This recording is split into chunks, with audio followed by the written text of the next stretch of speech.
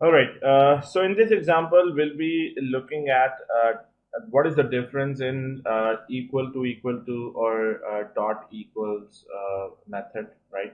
So this is one of the important interview question as well. A lot of time being asked in interviews as well. What is the difference between the equal to operator and a dot equals method, right? So I'll be covering this with a very practical example, and I'm going to show you what exactly the difference in these two comparison operator or an equals method, why we use double equals or where we use dot equals, right? So let us create a new Java class, and I'm gonna say comparison test, right? So what I'm gonna do, very first, I'm gonna create some variables. Let's say string name one equal to, let's say wait automation, right? And then I'll be saying string name two equal to. Again, I'll be giving the same name. Now, what happens if I just print name one equal to name two, and if I say uh,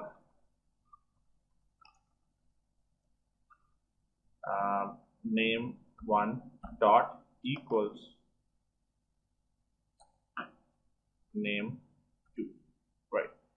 So if I run this, what this will gonna print and what this will gonna print, both will gonna print true at the moment, right? So let us run this, and you can see both has printed true. Even if you create another variable like int x equal to 100 and then int y equal to 100, and if you print x equal to y, then again it will gonna print true. Then what is the difference? Why we use this dot equals, or why we use or where we use this equal to, right? If I talk about equal to operator, this is basically a comparison operator. Comparison as in it will actually gonna compare the object reference.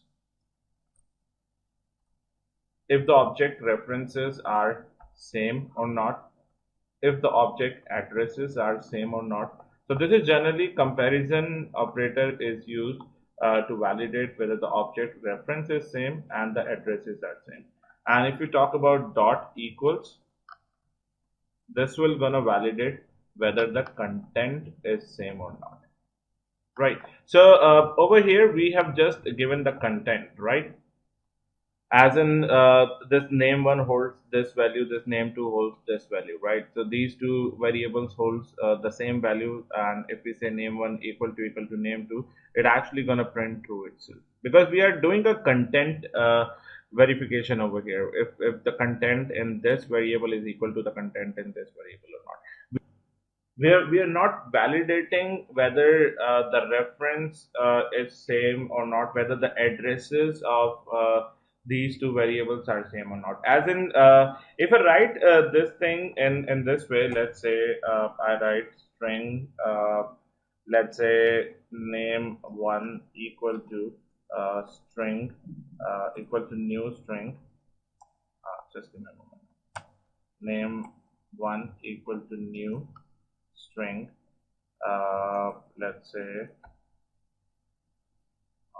Raman, right? And then I write string name 2 equal to new string, and I'll again give Raman over, right? Now what happens if I comment out this for the time being, and if I say print name 1 dot equals name 2, right? Now if I write this thing and run it, it will gonna print true. But what if I say name one equal to name two. If I run this thing, you're gonna see that it has printed false. So it means when this object got created, it got created at some different address, and name one variable is pointing to that address, and name two is pointing to a different object at a different address. Right.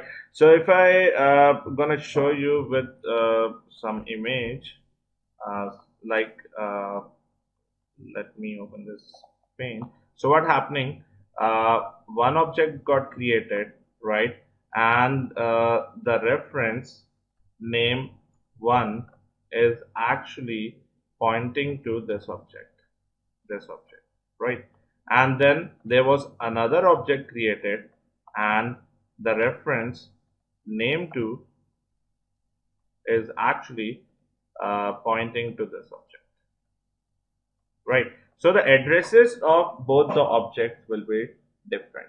And when we are saying equal to, we are actually comparing the address reference. We are actually comparing the reference of these objects. Right. So this is a difference. This is a difference where dot equals works, and equal to it returns fail when the addresses got different.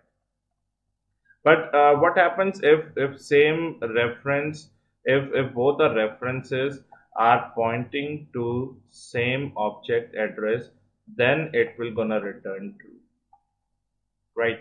Now, how the two references, how we can implement this thing? How the two references can point to the same object? So in order to do this, if we don't want that multiple objects, if we want that reference, like n number of reference that I create and all the references should point to the same object, then in order to implement that, I need to implement something called as singleton design pattern, right? There is a singleton design pattern. This is one of the most important, and been asked many times in interviews as well, that what is singleton design pattern. Now, with the help of a very simple example, I'm gonna demonstrate you what singleton is, right? And then I'm gonna show you that how we can achieve this thing as true when we compare two object references, right? So let us do one thing. Let us create another class over here and name that class as singleton test, right? Now there are some predefined rules of when we are implementing singleton. The very first thing is that the singleton class should have a constructor as private, so that no one should be able to create an object of this class externally. So I'm gonna write it something like this: private singleton test. Right. So if I just print over here, creating object. Now what happens if I go to my comparison test, and I'll just comment out this thing, and if I simply write singleton test s equal to new singleton test, see, it won't allow me. Now, alternatively, what I can do to get the reference of this object, to basically create an instance of this object. So I can do one thing. I can create a method that says public static and a method named get instance.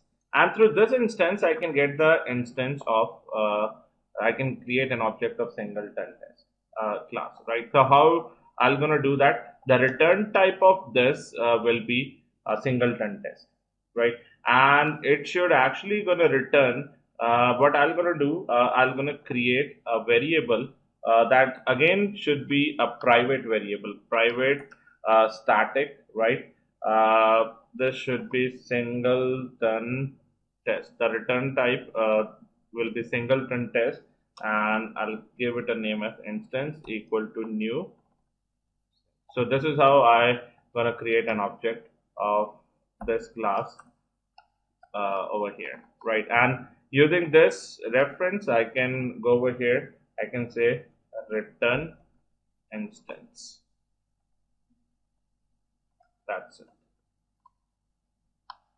So what happens, in order to create an object of this singleton test, I should be able to get it with the help of this public method, that is singleton test, that is get instance, right? So what I'm gonna do, I can directly write over here singleton test dot, and I should be able to call all the static methods. So the static method over here is get instance.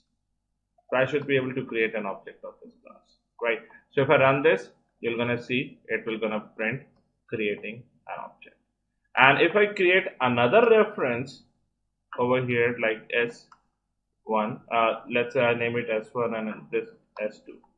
And if I run this again, so you can see only one object is created. It's not creating object and again and again. And both these references are actually pointing to the same object. Which means now if I print, if I say system out print S1 equal to S2, right? And if I run this, you're gonna see it will gonna return true. Right, this is the same thing we were trying initially when we were creating an object like this.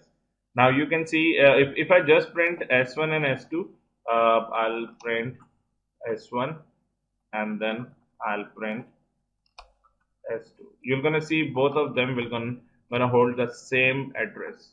If I run this, you can see this is basically a hash code of the address of the object that we got with this get instance method, right?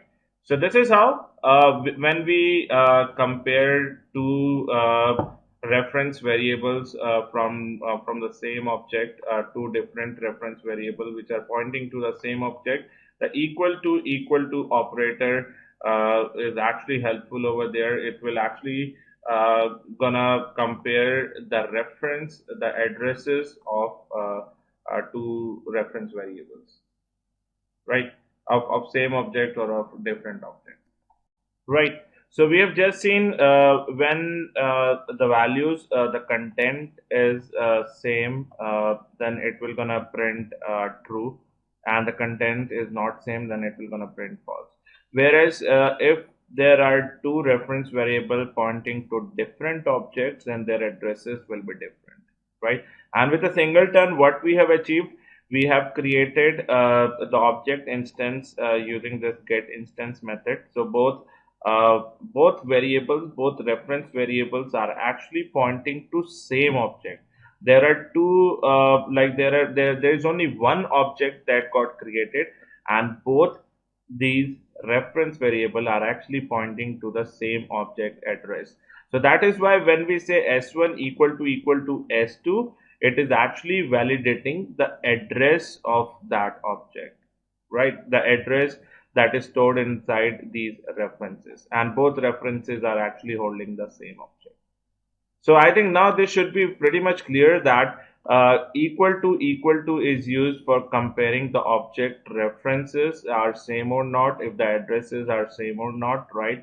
And dot equals generally we use when we need to compare whether the content that reference is actually holding is same or not, right? So this is the difference between dot equals and equal to operator. All right.